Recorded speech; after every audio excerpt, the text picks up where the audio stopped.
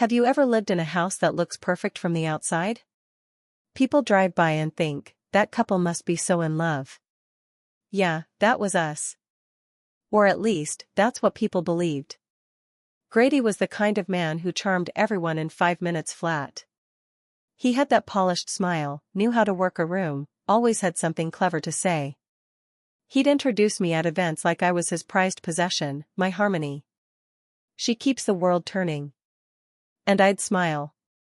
Because that's what I was supposed to do. At home though, it was different. He wasn't cruel. He didn't yell or hit or cheat, not in the way people talk about cheating. But he had this way of disappearing even when he was sitting right beside me. Like I was furniture. Something familiar. Useful. Expected.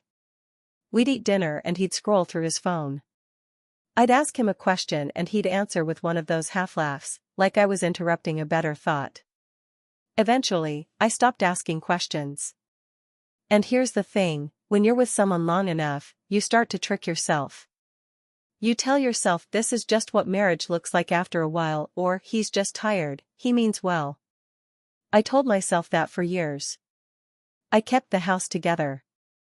I managed the bills, cleaned, cooked, ran my therapy practice, and still had just enough left in me to ask him if he needed anything before bed. He'd grunt or nod, maybe kiss my forehead if he remembered. But the silence? That part didn't feel normal. It started pressing in like fog. You don't see it coming, you just wake up one day and realize you haven't been truly heard in years. Except, there was Kingston. I know people have opinions. You took him in so young. He's your nephew, not your son. But after my sister passed, he needed someone. And I was all he had. Raising him wasn't some act of charity. It was the first time I ever felt like someone needed me and saw me, at the same time. He grew up quiet. Observant. Thoughtful in ways most grown men aren't. Even when he was 12, he'd notice if I looked tired and bring me a glass of water. Now that he's 24, it's not just water. It's warm. Kindness. A certain stillness when he listens that makes me feel real. And sometimes, when I laugh at something he says, I catch him looking. Not in a way that feels wrong. Just, present. Grady never looks at me like that anymore. Funny how you don't miss something until someone reminds you it used to exist. I didn't realize how far I'd drifted from myself, until Kingston reminded me of the sound of my own laughter. Kingston moved back home the week after his graduation, quiet as always, with 2 duffel bags and a worn leather sketchbook under his arm. He didn't say much that first day. Just hugged me for longer than usual and asked if he could make dinner. He cooked pasta with sun-dried tomatoes and thyme, just the way I used to make it when he was little. He even remembered the crushed red pepper I used to sneak into my bowl and not his. It was subtle, but it landed hard. The next morning, he made coffee and handed me a mug before I even got out a full yawn. No questions. No guessing. It was exactly right, strong, just a splash of oat milk, no sugar. I looked down at the mug, then up at him. He just smiled like it was nothing. Like remembering tiny details was the most natural thing in the world. We started falling into rhythm again. He helped with dishes before I even asked. He noticed when I left a book face down and picked up the sequel from the bookstore the next day. And not just any bookstore, the little second-hand shop in town where I always said the books felt more loved. Grady didn't say much at first. He was always out anyway. Golf on weekends, drinks with coworkers on Thursdays, and those client dinners that always ran too late to make sense. But when he was home, he started watching. Not quietly, either. One night, I made a joke at dinner, something silly Kingston said while chopping onions, and I laughed so hard I snorted. Grady didn't laugh. He leaned back in his chair and muttered, "He's not your kid anymore, Harmony. Maybe you should let him go before people start talking." I didn't answer. I just reached for my wine and let the silence hang, heavy and pulsing. That night, I passed by Kingston's room on my way to bed. his door was open. He sat at his desk, head down, pencil gliding across the page. He didn't see me. I should have walked past. But something pulled me in. There on the page, barely half finished, was a sketch. Of me. Not posed. Not idealized. Just me. Curled up in the armchair, legs tucked under, book in hand, hair in a messy bun. There was something about the way he drew my eyes, open, soft, tired but still searching. It wasn't romantic. But it was intimate. I stepped back, quietly, heart thudding in a way that confused me. The next evening, after dinner, we took a walk, something we hadn't done in years. The air was warm, still holding on to the last of the day's heat. Crickets chirped in the tall grass. We said very little. But as we reached the back fence line, he stopped walking and looked out at the dark trees. "If you could choose to be truly seen by someone," he said, voice low, like he wasn't sure if he should even say it. "Or stay loyal to someone who never looks up from their phone, which would you pick?" He didn't look at me when he asked. But he didn't have to. Something in my chest shifted. Not cracked. Just moved. And I didn't know what to do with that. The letter showed up on my nightstand folded in thirds. No envelope. No signature. Just my name, written in Kingston's handwriting, soft and slanted, like he didn't want the ink to press too hard. I stared at it for hours before I opened it. Inside wasn't a confession. It was a collection. Little things. Tiny, exact details no one should have noticed, but he did. You crack your knuckles when you're overwhelmed, even though you always say you hate the sound. You hum to yourself while you wipe down the kitchen, like you're trying to fill the silence. You stop breathing for a second when Grady talks over you. You smile like it costs something now. You still fold laundry the way Mom used to, even though you say you don't remember. It wasn't romantic. It wasn't even forward. But it was bare. Careful. And quietly devastating. Someone had been watching. Listening. Seeing. And not for what they wanted, but for who I actually was.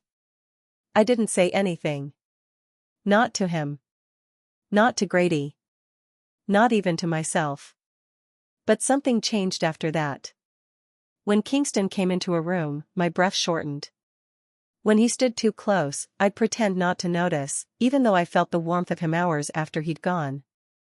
And when he looked at me, really looked, I had to remind myself I was still sitting in my own body and not floating somewhere else entirely. Then came the fight. It started like all the others, with something small. Grady asked where the remote was, and I said I didn't know. That's it. That's all it took. You used to pay attention, he muttered, half under his breath. Now all you do is float through the house like some ghost, unless Kingston's around. I didn't respond. Not right away. But I followed him into the hallway, stood there with my arms crossed and voice shaking, not from fear, but from finally having something to say. I'm not happy, Grady. I haven't been for a long time. He didn't look surprised. Not even hurt. Just smug. Then go cry to your little prince, he snapped. You've been replacing me for years, you just won't admit it. I stood there, stunned, the words clawing under my skin. He didn't yell. He didn't raise a hand. But something in me broke anyway. I stepped out back into the garden, trying to breathe through it. The moon was low, heavy. The wind barely moved the leaves. And Kingston was already there. Sitting on the edge of the bench like he'd known I'd come. I didn't say a word. He didn't ask. He just looked at me like I hadn't done anything wrong. We sat in silence for what felt like an hour. I stared at the flowers, wilted, leaning, but still rooted. Then he said, barely above a whisper, you don't have to break a vow to find peace. You just have to stop breaking yourself. I turned toward him, and something cracked open. It wasn't passion. It wasn't a temptation. It was grief. Relief. Longing. Recognition. I cried without covering my face. For the first time in years, I didn't apologize for it. And when he reached for my hand, I didn't pull away. We didn't kiss. We didn't touch beyond that. But something shifted in that moment, something irreversible. I crossed a line I hadn't seen coming. Not with my body, but with my heart. And once that line was gone, I knew there was no walking back to the woman I was before. The next morning, I woke before the sun. I sat on the edge of the bed for nearly an hour, staring at the floor like it might answer a question I was too afraid to ask. What just happened? There was no affair in the way most people would define it. No kisses. No secret hotel room. No lies. But something inside me had changed.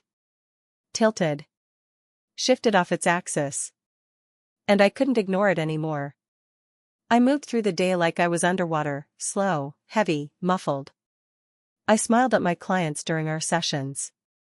Nodded at Grady's complaints about the lawn. But inside, I was spiraling. Was I grooming him? The thought made me sick. Had I taken a broken boy and shaped him into someone who would love me just because I needed to be loved? Was Grady right? Had I built a world around Kingston to avoid admitting how empty my own relationship had become? Or maybe it wasn't any of that. Maybe this wasn't about age or roles or rules. Maybe it was just two people, quietly saving each other, until one of them realized they were allowed to feel something in return. Still, the guilt sat heavy in my chest. It wrapped around my ribs and made it hard to breathe. I started remembering things I hadn't let myself think about in years. Kingston at 10, asking if I needed help folding laundry, just so he could sit beside me. Kingston at 15, cooking me breakfast on my birthday because no one should have to work on their own day. Kingston at 20, telling me after his first breakup, "I don't think anyone really listens the way you do." And just last week, he handed me a book I casually mentioned wanting months ago, one that was out of print. It had never been just kindness. It had been a pattern. A quiet devotion that had grown louder once I stopped pretending I couldn't hear it. That night, I couldn't sleep. Again. I wandered into the living room and saw his sketchbook sitting half open on the coffee table. I shouldn't have looked. But I did. Tucked between pages of half-finished drawings was a folded sheet of notebook paper. No date. No title. Just the start of a poem. She gave her light to everyone else. So I became the mirror. My hand started shaking. It wasn't a love poem. It was the truth. I dropped the notebook and rushed to the bathroom, locking the door behind me. The towel rack became a lifeline as I sank to the cold floor and buried my face in cotton. The sob came from somewhere deep. Somewhere old. And then, there was a knock. Just once. I knew it was him. He didn't say my name. Didn't ask if I was okay. He just waited. Quiet. Still. Present. That made me cry harder. I wasn't crying because I'd betrayed anyone. I was crying because, for the first time, I had no idea who I was without someone leaning on me. "I don't know who I am if I'm not someone's crutch," I whispered into the towel. It felt like a confession. Not to him. Not to Grady. To myself. Because maybe the real betrayal wasn't what happened in the garden. Maybe it was the way I'd been disappearing piece by piece, year after year, for the sake of someone else's comfort. And now that someone saw me, really saw me, I didn't know how to carry it. I packed light. Just a duffel bag, a stack of old journals, and a sweater that still smelled like rosemary from last fall. I didn't tell Grady where I was going. I just said I needed a weekend. He shrugged. Said something about overreacting. I didn't respond. I just walked out the door. The cabin sat on the edge of a pine grove, still wrapped in the scent of woodsmoke and quiet. It belonged to my sister. And for years I'd avoided it, afraid that too many ghosts lived there. But this time it felt like the only place I could go that didn't expect anything from me. I lit the old fireplace and settled into the silence. No distractions. No one is asking for dinner. No one was watching my every breath. Just me. On the second night, I pulled out one of the journals from the year Kingston came to live with me. The pages were yellowed, stiff from time and maybe a little wine. There, scribbled on the top of an entry, was something I didn't remember writing. He saved me the day I saved him. And it hit me, hard. I hadn't just raised Kingston. He had raised something in me too. A softness. A strength. A reason to keep going when everything felt broken. I spent hours flipping through old entries. Reading words I barely recognized. A version of myself who still hoped for tenderness. A woman who hadn't yet learned how to make herself smaller to fit someone else's comfort zone. And that night, I wrote something I'd never written before. A letter, not to Grady.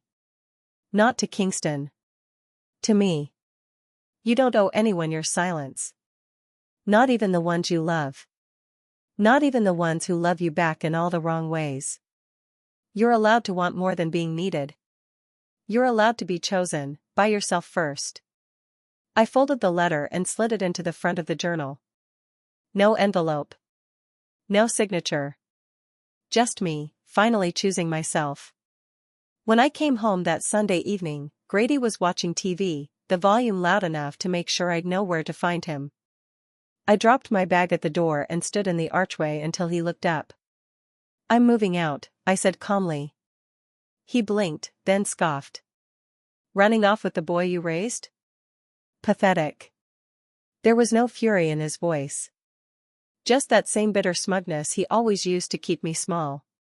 But it didn't land the same way anymore. I looked him dead in the eye, my voice steady. No. I'm walking back to myself. And that was it. No screaming. No begging. No list of reasons why. Just a woman choosing her own voice, after years of lowering it for someone who never really listened. The new place wasn't big. Just 2 bedrooms, a narrow kitchen, and the smell of pine that clung to the floors like memory. It used to be my sister's. Now, it was mine. I didn't bring much when I moved in. A couple of framed photos, my books, and the kettle Kingston bought me last Christmas because the old one kept whistling like it was panicking. That's all I needed. Quiet things. Familiar things. Things that didn't ask for more than I was willing to give. I unpacked slowly. Drawer by drawer. Shelf by shelf. I folded sweaters with care. Hung up jackets that hadn't been worn in seasons. I didn't cry. I didn't collapse. I just breathed.